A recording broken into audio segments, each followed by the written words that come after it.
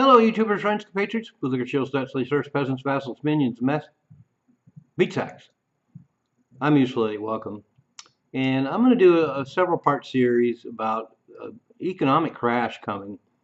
I've been on Doom Watch pretty much since 2008, and I've done a lot of videos over the last 15 or so years talking about the fact that something big has to give. And there's a lot of warnings out there, warning signs that some big economic crash or correction is coming up. And we have the everything bubble now.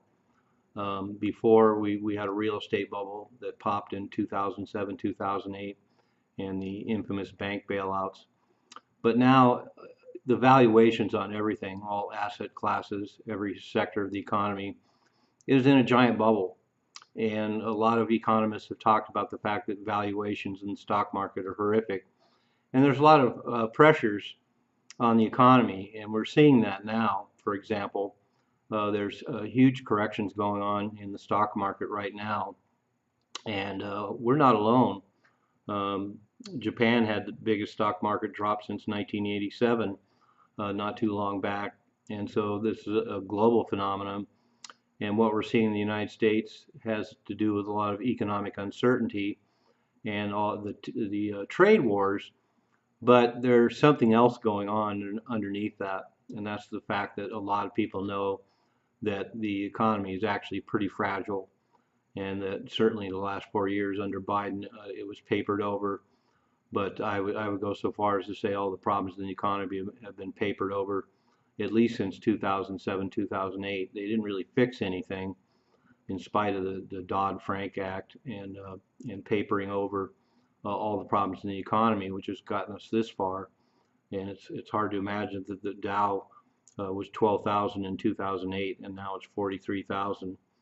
And a lot of that has to do with the inflation of stock values, and that has to do with a number of factors, including a staggering amount of stock buybacks by corporations buying their own stock, driving the stock price up, and making their CEO pay packages huge and their shareholders' dividends really huge.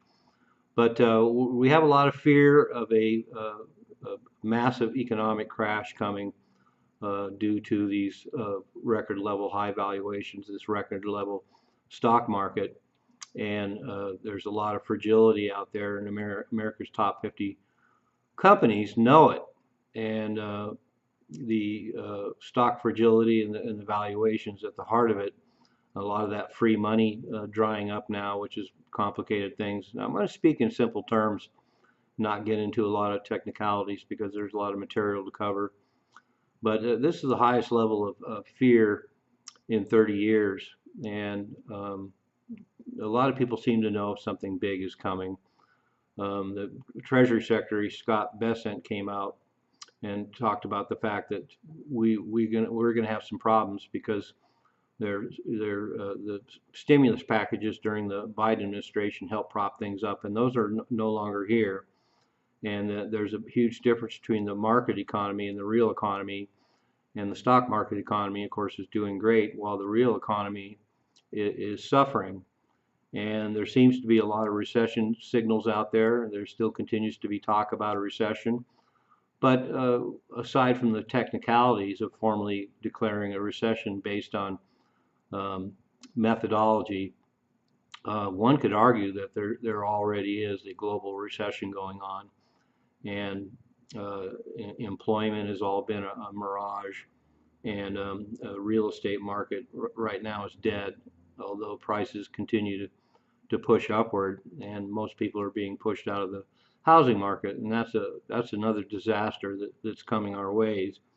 And just in 4 years, mortgages are up 90%, and mortgage defaults are exploding right now, 6 million of them. So these are definitely a lot of warning signs. But another thing is we got to watch what the big guys are doing.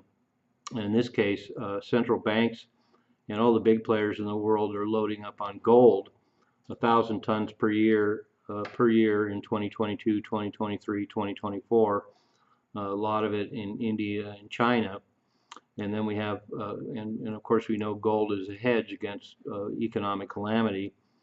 and 1,500 CEOs quit in 2023, and that's unprecedented.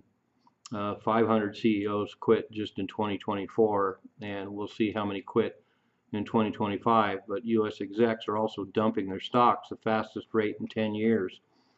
Jeff Bezos, Leon Black, Mark Zuckerberg, Jamie Dimon, all dumping their own stocks in their own companies. Walmart's Walton family dumped off $11 billion worth of stocks. Jamie Dimon dumped off $183 million of his own JP Morgan stock, the first time he's done that in 18 years. Berkshire Hathaway executives dumped $130 million in stocks. Warren Buffett, a great thermometer of what's going on in the economy, knows something's coming. He dumped $5.3 billion of Bank of America stock. He dumped $21 billion of Apple stock, $28 billion of miscellaneous stocks. Now he's got $78 billion in cash, and he's sitting on the sideline. Then we have Michael Burry, his hedge fund, dumped $50 million in stocks, and they're buying Chinese tech stocks and gold. And that's a good bet, buying Chinese tech stocks right now, because the Chinese tech industry is exploding. They're moving into AI and automation at a more rapid pace than the United States even. Goldman Sachs gave a warning about the economy. JP Morgan gave a warning about the economy. All signs are a global recession is either coming or is already here. And so there's a lot of fear out there, and it's not just fear about trade wars. It's not just fear about normal economic issues. There's something fundamental coming here. And so I think that we're seeing a lot of the big guys know something's coming, and I think we should pay attention. And as I mentioned, I've been on Doom Watch for years, and there's been a lot of predictions about a crash coming. And the valuations are so high right now, and they're so horrific, and they're so nosebleed. Something's got to give. As one sage friend of mine once said, everything's fine until it isn't. And the other thing is that a lot of times we expect to see a lot of economic carnage leading up to a crash, and that's not always how it works. There's lagging indicators, and an economy erodes from the bottom, and then the collapse will come out of the blue. And the other point about that is we have to be careful which economists we listen to. There's a lot of statist economists. There's a lot of economists that have a stake in championing the economy and saying it's just going to keep going up. But we have a lot of other economists who are more realistic and are not cheering on and saying we're going to reach all new heights. And I could be wrong. Maybe all the economic factors that are unfolding now are going to play out, and things will keep going forward. But I tend to think there's going to be the corrections we have now could be a blip in the road, because of course we had big corrections during the Biden administration as well. And then we have a lot of economic pressures right now. Unemployment's on the rise again. Jobs are shrinking. The housing market is stagnant right now, and the commercial real estate market is heading to a reckoning. So there's a lot of signs that something big could come up, and I have made my prediction about 2025 that there could be an economic crash, and I also think it would be convenient that if there is a huge crash, it's going to happen on Trump's watch, and they're going to stick it on him, in spite of the fact that there's been things going on in the economy for at least the last 20 years that have led us to this point.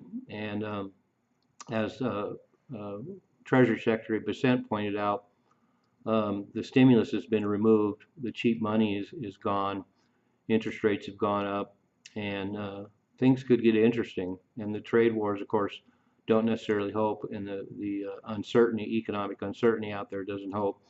And that's part of it too, the sentiment. And sentiment can really affect the markets and really affect the economy, and consumer confidence isn't really great right now. And a lot of people are fearful of what's going to unfold economically. and that will just feed into the possibility that there could be a crash.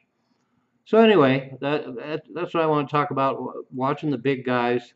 There's a lot of economic pressures. We have a lot of interesting volatility in the market right now, and the free money is gone, the stimulus is gone, and there could be a day of reckoning, and it may be coming up. Anyway, I'm Useful Idiot. Don't you be one too.